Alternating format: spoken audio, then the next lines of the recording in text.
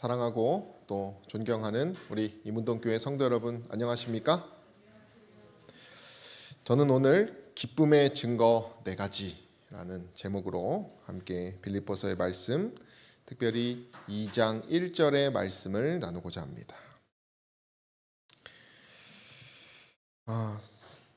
이제 말씀을 준비하면은 이제 먼저 제가 성경을 기도하는 마음으로 펴서 이제 그 본문들을 쭉 읽어 나갑니다. 하나 포인트는 이 그러므로라고 하는 표현, 어떤 이런 접속사가 이제 있을 때에 좀 주목하게 되는데요. 이 헬라어에서는 이 그러므로라는 표현은 어떤 문장을 이제 다시 정리하거나 이제 어떤 결론을 이제 끌어내는, 그죠? 한글도 그렇죠. 그런 개념으로서 많이 등장을 합니다. 이 2장 1절 이전에는 저희가 지난 시간에도 배웠지만은 이제 어떤 합당하게 사는 천국 시민으로서의 그런 삶에 대한 이야기를 쭉 합니다. 그러면서 이제 2장 1절이 들어왔을 때 그러므로 하면서 다시 정리를 합니다. 헬라어 순이라고 하는 표현을 통해서. 그래서 시작하는 것이 이 본문입니다. 우리 함께 읽겠습니다. 그러므로 시작. 그러므로 그리스도 안에 무슨 권면이나 사랑의 무슨 위로나 성령의 무슨 교제나 긍휼이나 자비가 있거든. 이런 표현이 오늘 보는 본문입니다. 제가 설교를 준비하기 위하여 이 문단을 곰곰이 보는데 조금 재미있는 어떤 그런 구조라는 생각이 들었습니다. 권면이나 위로나 있거든. 있을 수도 있고 없을 수도 있는 건가? 이런 생각을 하면서 제가 이 본문을 좀 살펴보았습니다.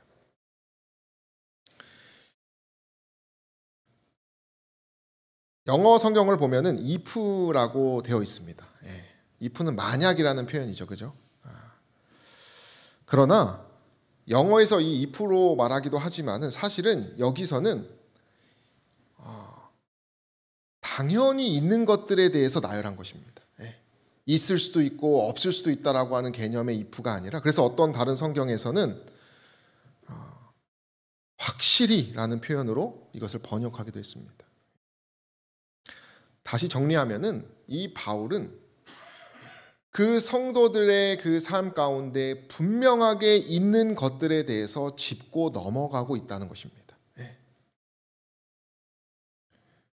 질문 형식의 개념이긴 하지만 사실은 그들이 경험되어진 이야기들을 말하고 있는 것입니다.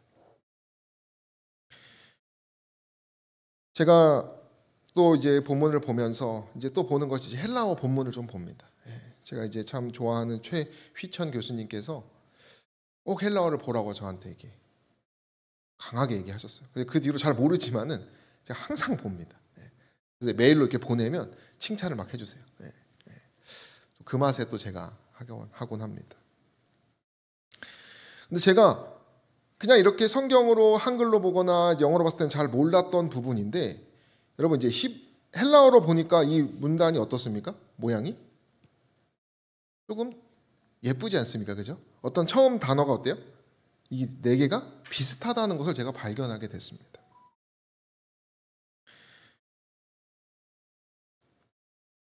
이 첫 부분이 A로 시작하는 이런 구조로 이렇게 바울이 일부러 이렇게 마치 은유를 맞추듯이 이 문단을 이렇게 적은 것입니다.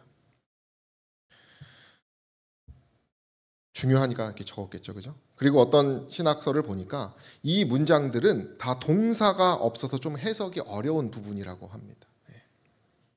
그러나 이 첫 부분이 A로 시작되는 어떤 구성의 이 헬라어들은 다 긍정적인 것들이라고 이렇게 말을 해요. 그러니까 지금 바울은 어떤 빌립보서의 주제는 뭐라고 그랬습니까? 기쁨입니다. 기쁨. 이 기쁨을 불러일으킬 만한 그들의 삶 가운데 무언가 존재하고 있었던, 그리고 경험되어졌던 것에 대해서 짚고 넘어가면서 바울이 무언가를 말하고 있다는 것입니다. 강조했다는 것은 그가 그만큼 간절했다는 얘기입니다. 우리가 잘 알겠지만 빌립보 교회는 내부적인 어려움이 이제 생길 수도 있는 그런 상황이었어요. 그래서 바울이 그런 염려 가운데서 이 네 가지를 이렇게 하나씩 나열해서 지금 이야기하고 있는 것입니다.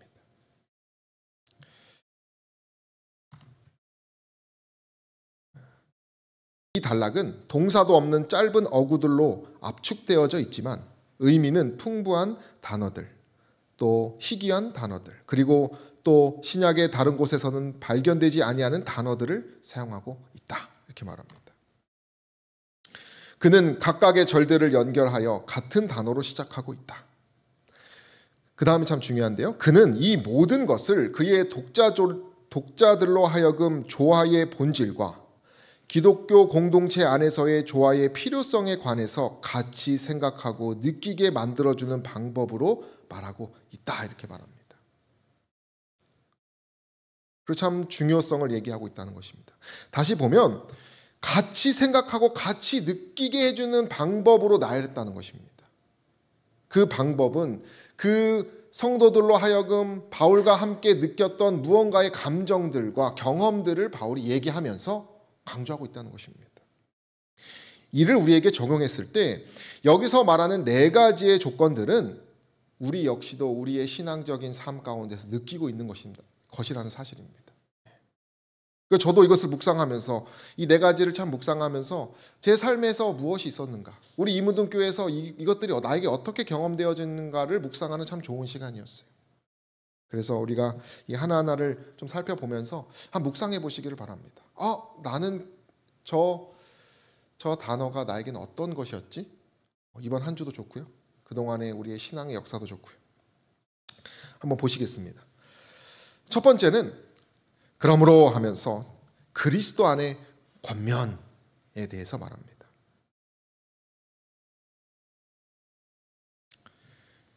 파라클레시스 앤 크리스토스라고 합니다.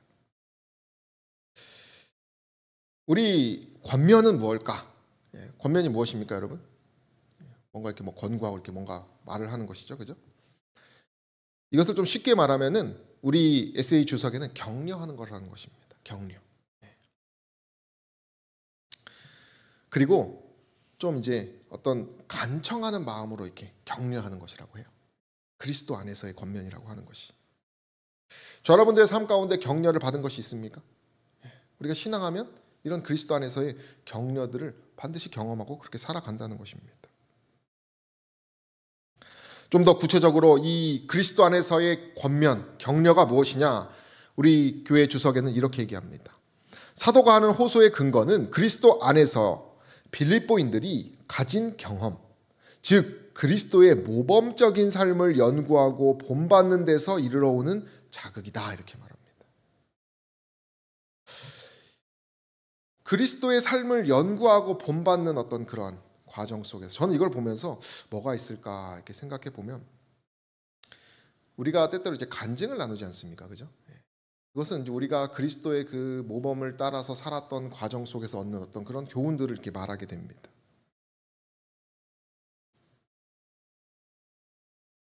우리가 그런 간증을 듣다 보면 나도 그리스도 저런 사람처럼 살아야지 어떤 그런 마음을 느끼는 것, 그런 게 아닐까 좀 생각을 해보았어요.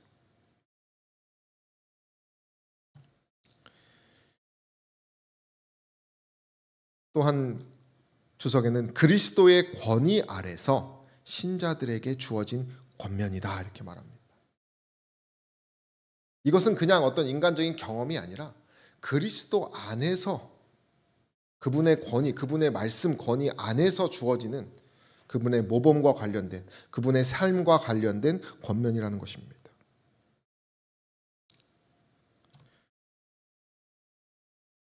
좀 더 구체적으로는 이것입니다. 돕거나 조언을 위해 곁으로 부르다는 의미라는 것이에요.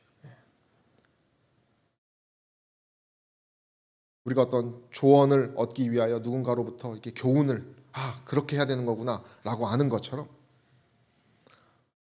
그런 의미의 것이라는 것이죠. 빌립보인들은 바울로부터 이런 것들을 많이 경험했던 사람들입니다.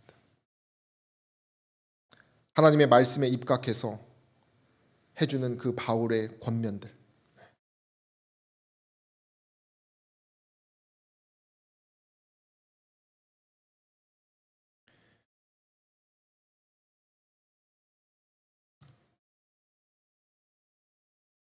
그래서 이렇게도 표현합니다. 한 동료 기독교인이 하는 호소요.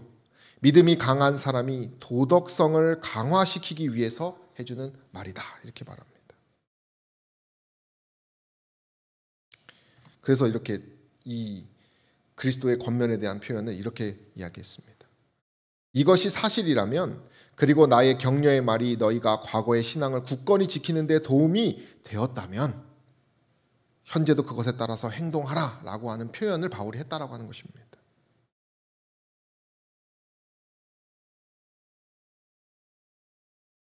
우리 신앙의 경험 가운데는 반드시 이런 것들이 있습니다. 누군가가 정말 우리의 믿음을 더 강화시키기 위하여 해주는 그리스도 안에서의 그 말씀의 권면들, 그 삶의 간증들.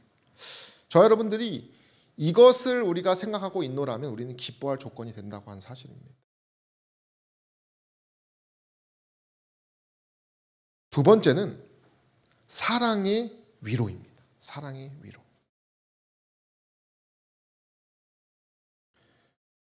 파라미디온 아가페라고 하는 표현입니다. 이 단어는 신약에 한 번 등장하는데요. 사실 이 위로는 방금 말했던 이 권면하고는 좀 비슷한 결입니다. 그러나 이것은 어떤 이런 사랑 안에서 주는 위로예요.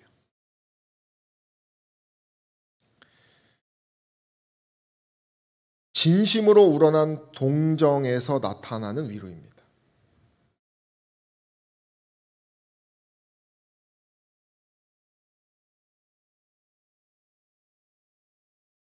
독일인하고 이제 미국인하고 함께 쓰는 한 주석에 보면 그리스도 영역 안에서 생활하는 교회 생활의 기초 가운데 하나가 된다 이렇게 표현합니다. 이 사랑의 위로라고 하는 것은 교회가 있고 우리가 신앙을 하고 있다면 반드시 기초로 경험되어진다라고 하는 사실입니다.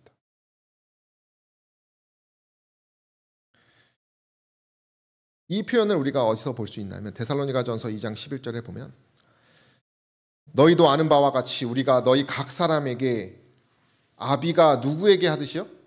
자녀에게 하듯이 그 자녀를 참으로 긍휼히 여기는 부모의 마음으로 이렇게 하는 사랑의 모습이라고 하는 것입니다.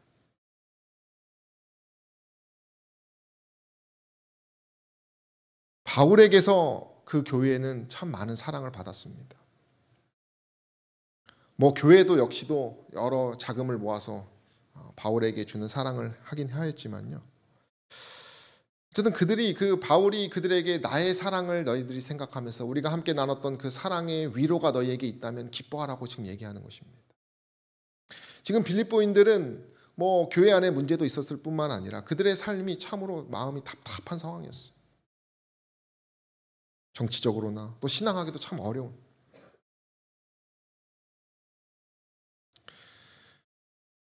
그래서 WC 주석에는 이렇게 말합니다. 이 부분을 이렇게 말한다는 것입니다. 나의 사랑이 고난 가운데 있는 너희에게 위로가 되었다면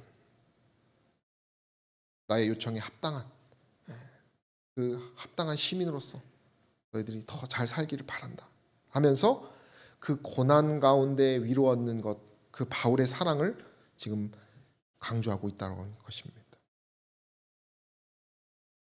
그래서 이 사랑 안의 위로는 교육적이거나 법적인 것이 아닙니다. 친절하고 온화한 어떤 우리가 그런 느끼는 따뜻한 감정적인 것이라는 것이죠.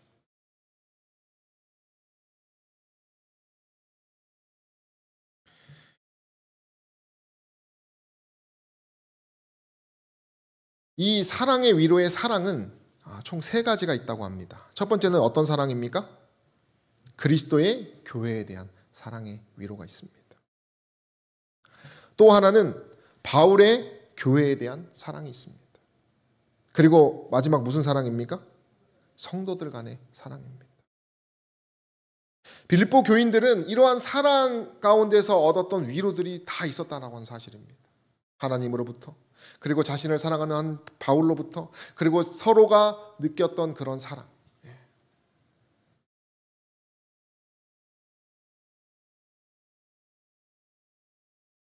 이 빌립보서의 여러 곳 보면은 이러한 사랑에 대한 근거들이 잘 녹아나 있습니다. 사랑의 특징은 고난 속에서 이렇게 발현한다고 해요.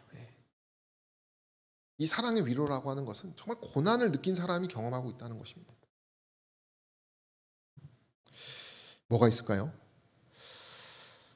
저는 이것을 곰곰이 생각하면서 지난 작년 전도회 때 우리가 이렇게 영상 편지를 쓰면서 그 영상 편지를 그 소그룹에서 열심히 기도하면서 만들어 가지고 그 사람한테 이렇게 보내고 그 받은 대상이 하는 반응들을 함께 나누면서 막 집사님들이 눈물 흘리는 모습을 제가 보았어요. 노심초사하면서 너무나 강한 표현은 쓰고 싶지 않으니까 좀 더 부드럽게 정말 자녀에게 하는 그런 마음으로 했던 그러한 사랑의 위로들, 하나님께 다시 좀 왔으면 좋겠다라고 하는 그러한 사랑의 위로들을 저도 이렇게 보면서 많은 제가 감동을 받았는데요. 바울은 지금 그것을 상기하고 있는 것입니다. 그러한 것들을. 그리고 이 사랑의 열매를 너희들이 더 맺어야 된다는 것들을 또 말해주고 있다는 것이.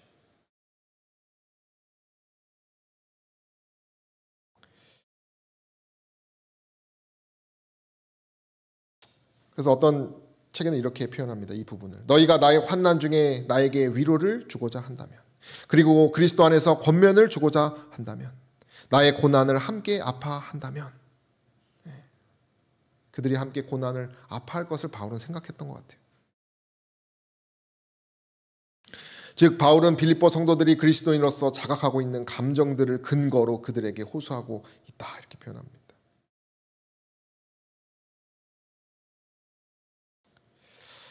저 여러분들이 이 시간에 우리 안에서 우리가 하나님으로부터 또 교회로부터 또 어떤 믿음의 사람으로부터 또 우리 서로 느꼈던 사랑들을 많이 생각해 보시기를 간절히 소망합니다. 우리가 하늘 분위기 속에서 살아간다는 것, 이 세상의 여러 정말 위협과 참 고민 가운데 가슴 답답한 그런 순간에 우리가 살아가고 있다면 우리는 그리스도인으로서 받았던 그러한 사랑의 감정들을 많이 생각하고 살아야 한다는 것입니다. 또한 저희 가족 중에 한 명이 지금 참 답답한 가운데 있어서 함께 가족끼리 좀 자주 모이고 있습니다. 식사를 하기 위해서. 그 의지를 가지고. 그러면서 옛날 과거의 그 사랑의 말할 사랑 이야기들을 자꾸 들려주면서 그 마음을 좀 북돋으려고 좀 노력하고 있어요.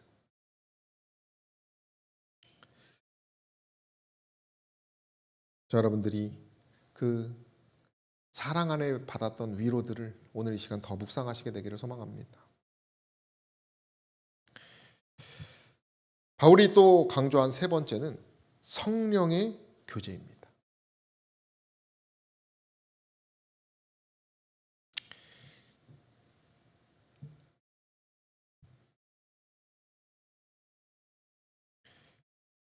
에세이 주석에는 이렇게 얘기합니다.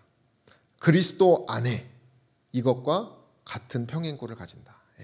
이 그리스도나 성령이나 사실은 같은 존재죠. 그리스도도 보혜사이시니까요.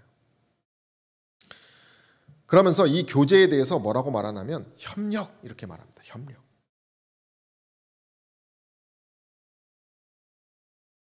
우리 교회 주석에는 이렇게 설명합니다. 성령의 통제에 대한 빌립보인들의 습관적인 순복에 호소한다. 그러니까 이 성령 안에서 이 성령의 어떤 그런 뜻하심이라면은 그것에 바로바로 순복하는, 이 성령에 항상 근거한 삶을 살아가는 그들의 신앙 이야기를 바울이 하고 있습니다. 무엇일까? 틴데일 주석은 이렇게 설명합니다. 단순한 친목 관계가 아니라, 그러한 일반적인 교제가 아니라 공동의 사명과 목표를 가진 신자들의 동반자 관계다, 이렇게 표현합니다. 우리가 교회를 그냥 동아리 하듯이 모이진 않습니다. 우리가 교회를 왜 모입니까? 하나님의 영광을 위해서 모입니다. 더 구체적으로는 복음의 사업을 하기 위하여 우리는 모이고 있습니다. 빌립보 교회는 바울의 사역을 재정적으로 후원했습니다.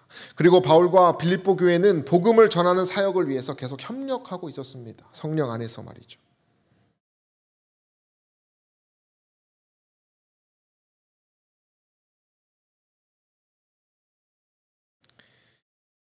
특별히 이 성령의 교제는 계속 성령 안에 있어야 실현되는 것입니다. 어떤 성령을 한번 딱 받은 다음에는 더 이상 성령이 필요 없는 단계가 아니라 항상 성령 안에서 교제해야 한다는 것입니다. 제가 임시전도사 하기 직전에 신학과 4학년 하고 이제 5학년을 제가 이제 200학점을 좀 하려고 이제 다니게 이제 1년을 한 번 더 다녔는데요. 그때 이제 그 초급파적인 어떤 재림 운동 같은 걸 좀 했어요. 그때 제 처도 만나고 그랬는데 제가 전에도 말씀드렸지만은 정말 뜨겁게 막 300명, 400명 막 이렇게 모였습니다. 청년들이. 근데 그것이 오래 가지 못했습니다. 왜 그랬냐면 그 모이는 사람들은 비건들이에요, 대부분. 정말 신앙 철저하게 지키고 식습관 다 고치고 예언의 신과 성경만 보고 좀 고지식하게 어떤 그렇게 살아가는 사람들로 그것에 어떤 특징을 지어진 사람들이어서 일반적인 사람들은 거기 막 너무 힘들다 그랬어요.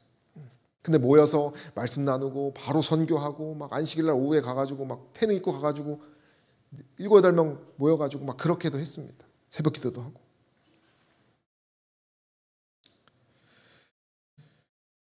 근데 그것이 오래가지 못한 이유는 그 안에서 처음에는 잘 됐는데 이게 이 성령 안에 교제가 안 됩니다. 다시 말하면 성령 안에 있으려고 하지 않는 것이죠.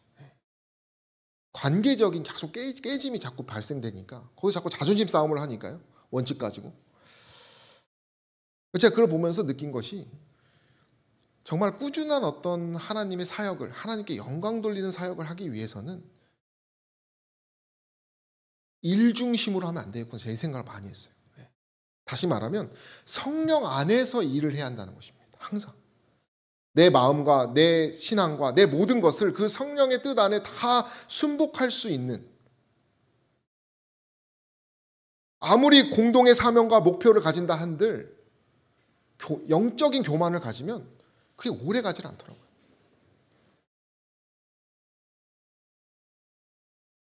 바울과 이 빌립보 교회는 그들이 정말 이 성령 안에서 다 무릎을 꿇었던 관계라고 하는 사실입니다.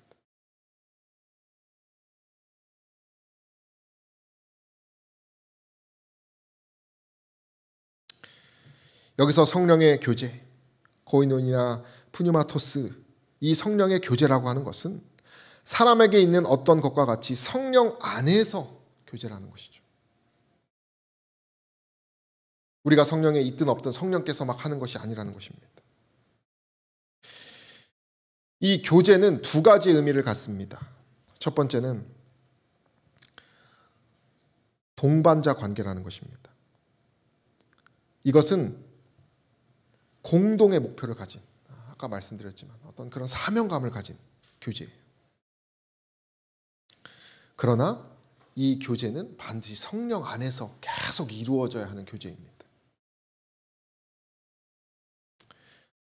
또 하나는 공동 소유의 개념을 가지고 있다고 합니다. 당시에 사회에서 상속을 받은 상속자들은 재산을 부분적으로 나누는 것이 아니라 모든 상속자들이 전체를 공동으로 이렇게 소유하는 개념을 가졌다고 합니다. 그러니까 우리가 성령 안에서 교제를 한다라고 하는 것은 우리의 어떤 달란트들 또 우리의 것들을 다 공동 소유하는 개념으로서 그렇게 정말 사랑 안에서 연합된다라고 하는 것이죠. 이것은 어떤 우리의 물질을 말하는 것이 아니라 우리가 성령을 공동으로 소유하는 것입니다. 그러니까 하나의 성령으로 모여야 한다는 것입니다.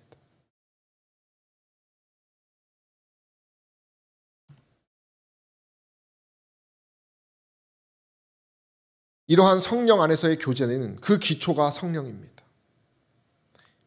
성령께서 주시는 영적인 연합 안에서 모두가 다 자존심을 내려놓고 모일 수 있는 그런 관계죠. 바울은 그들에게 그런 것이 이미 존재하다는 것을 말해주면서 우리가 더 연합돼야 된다는 것을 말했다라고 하는 사실이죠. 제가 말한 것을 정리하는 것이고요.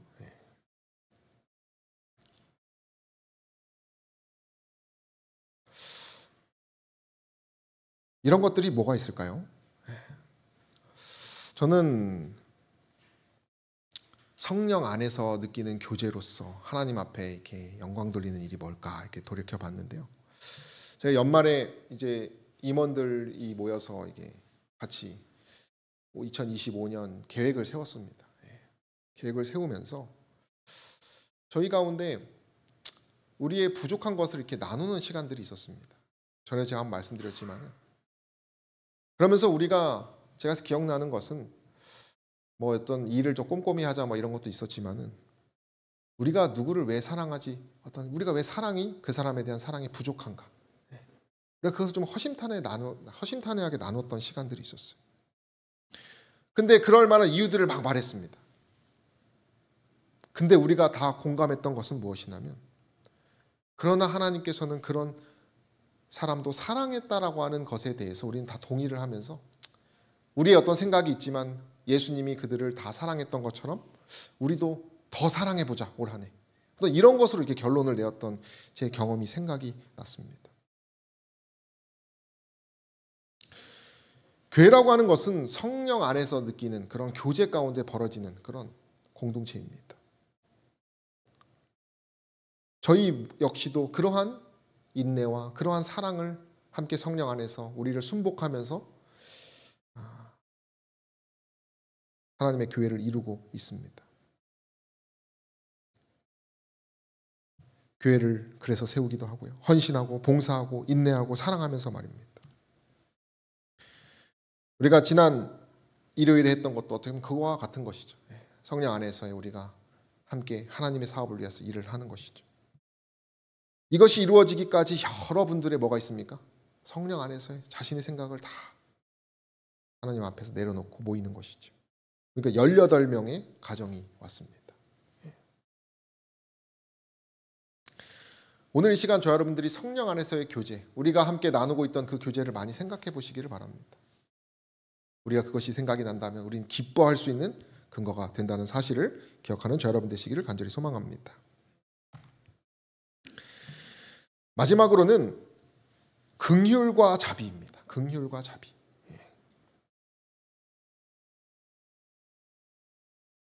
이 긍휼은 어떤 내장 그런 표현을 합니다. 내장. 몸에 있는 내장이죠. 창자. 스플랑크논 그리고 오이크티르모스라고 하는 단어입니다. 티르모이라고 되어 있는데요. 여기서는 이것은 이 긍휼과 자비는 이제 하나로 묶을 수가 있습니다. 이것은 다른 사람의 불행에 대한 깊은 동정심을 표현하는 것입니다. 먼저 이 긍휼의 의미는 당시에 이 긍휼이라고 하는 이 스플랑크노는 내장을 말한다고 했잖아요. 그죠? 이 내장을 말한다는 것은 당시에 이 헬라어의 의미에서는 어떤 애정 어린 것, 연민의 어떤 정의 그 어떤 그 근거가 되는 그런 단어를 쓸 때 이렇게 내장을 이렇게 말을 했다고 해요.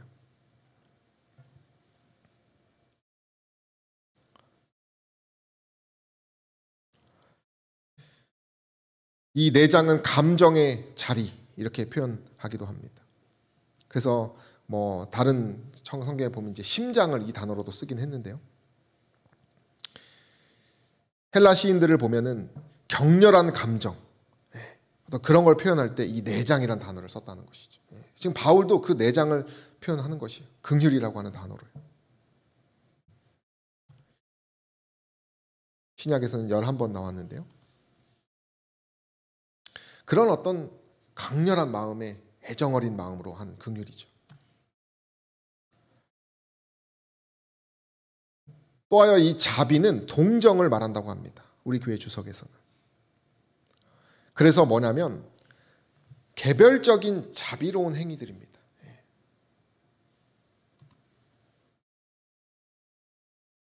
불쌍히 여기고 뭐 그런 것들이죠. 그래서 이 내장을 아까 말했던 이 긍휼이란 단어를 자비로운 감정이 자리하는 기관이라고 한다면 이 긍휼은 감정 그 자체다 이렇게 표현합니다.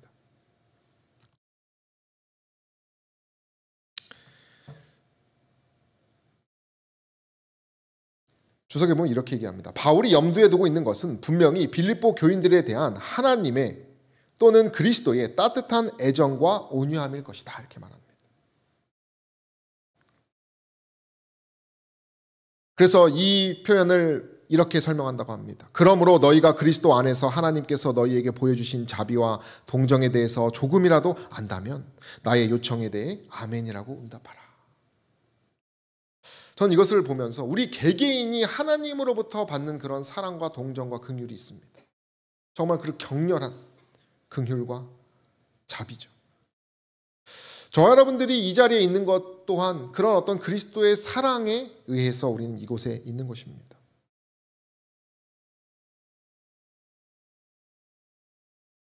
그래서 우리가 그 사랑 덕분에 누군가를 용서하기도 하는 것이죠. 사람은 우리에게 늘 실망만 주지만은 하나님은 우리를 늘 우리의 가치를 새롭게 하시고 우리를 배신하지 않으시고 우리가 늘 하나님의 사랑을 묵상하노라면 늘 새로운 그 사랑으로 우리에게 역사하신다라고 하는 사실입니다. 바울은 지금 빌립보 교회가 이러한 하나님의 사랑과 자비를 기억하면서 그것을 또 기억해야만 한다고 말하면서 격려하고 있는 것입니다.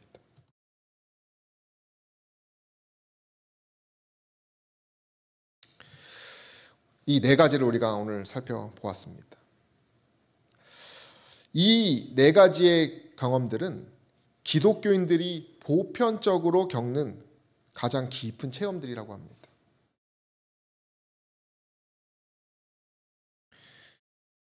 특별히 한 주석은 이렇게 이야기합니다. 이 절들은 신자들에게 구원의 신적, 객관적 사역과 그리스도 안에서의 구원의 인간적, 주관적 경험을 모두 확인하도록 촉구한다. 이 네 개의 절 모두 하나님께서 사랑의 끈으로 그들을 하나로 묶으셨음을 신자들에게 확신시키는 역할을 한다. 이렇게 말한다는 것이죠.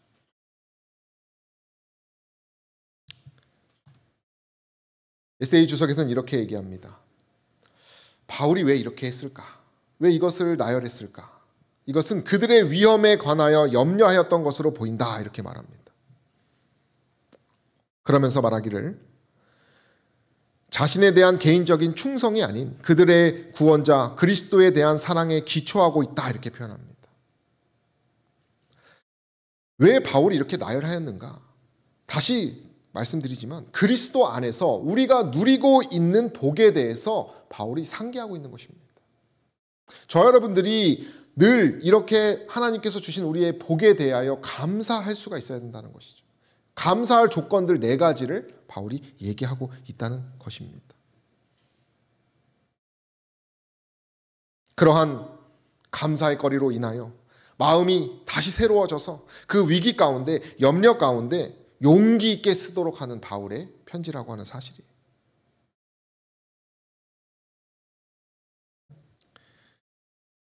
이 부분은 바울이 그리스도의 연합과 겸손의 개발에 집중하기 위하여 확대한 주제라고 말합니다. 그러면서 이렇게 얘기합니다. 빌립보인들에 대한 열렬함이 넘치는 관심, 그리스도의 속성과 희생에 대한 이해의 높이와 깊이, 영적 자녀들을 위해 그가 품은 높은 표준, 충성된 동료 일꾼들에 대한 도량이 큰 견해, 그리고 복음 사업에 완전히 몰입함, 어떤 이런 것들을 통해서 바울이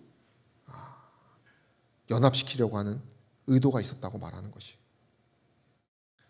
그래서 이것을 주의 깊게 하나로 묶어보고 연구하라 이렇게 설명하고 있다는 사실이에요.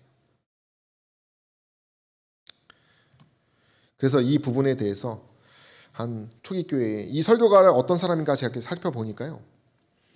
이 사람이 황제 부인에 대한 어떤 그런 탐욕, 황제들의 탐욕을 비판하다가 유배당해서 죽은 인물이더라고요. 초기교회 때. 근데 이 바울의 이 네 가지 부분을 보면서 이렇게 말했대요. 얼마나 간절하고 얼마나 강렬하며 얼마나 많은 동정심을 담고 있는가. 이것은 아마 이분이 이것을 많이 묵상했기 때문에 나온 탄식이지 않을까 생각이 들어요. 저 여러분들이 이러한 감사의 조건들을 더 많이 묵상하시게 되기를 소망합니다. 그리고 재미있는 것은 이 2장 1절이 끝난 다음에 2장 2절에 보면 이제 한글 성경은 마음을 같이하여 뭐 이렇게 쭉 설명하거든요. 근데 헬라어를 보면은 그렇게 설명하지 않고 이 2장 2절에 보면 이 네 가지를 한데 묶는 정점의 표현을 합니다. 그것이 바로 나의 기쁨을 충만케 하라는 표현이에요. 한글 성경에는 그것이 4절에 들어가 있습니다. 그러나 헬라어 성경을 보면 2장 2절 처음에 등장합니다. 이것은 2장 1절의 내용을 묶어서 그 정점을 표현한 것이다 이렇게 설명해요. 다시 말하면 이 네 가지를 통해서 바울은 뭐 했다는 것이에요? 기쁨이 충만해졌다는 것입니다. 다시 말해서 우리도 역시 그 네 가지 조건들을 통하여 기쁨이 충만해야 된다라고 하는 사실이죠.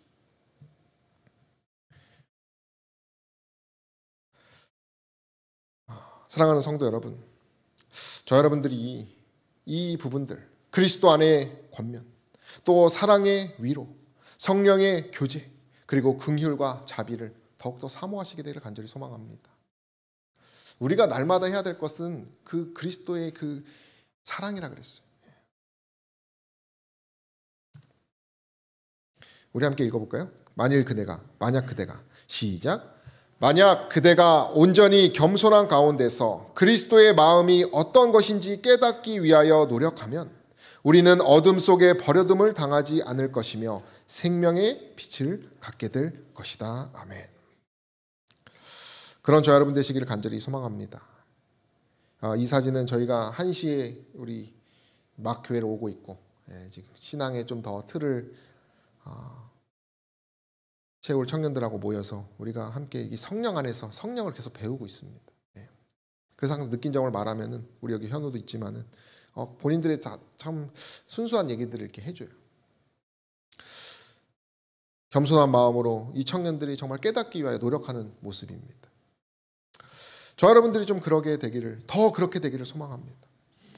그래서 오늘 이 2장 1절의 내용을 다시 또 요약하면 이거 같아요. 그리스도 안에서의 격려와 십자가의 사랑 있는 위로와 성령 안에서의 뜨거운 교제와 봉사, 그리고 서로 간의 애정과 긍휼이 더욱 기대되는 이문동 교회. 저 여러분들이 이 것들을 더 생각하셔서 더 많은 열매 맺게 되기를 간절히 소망합니다.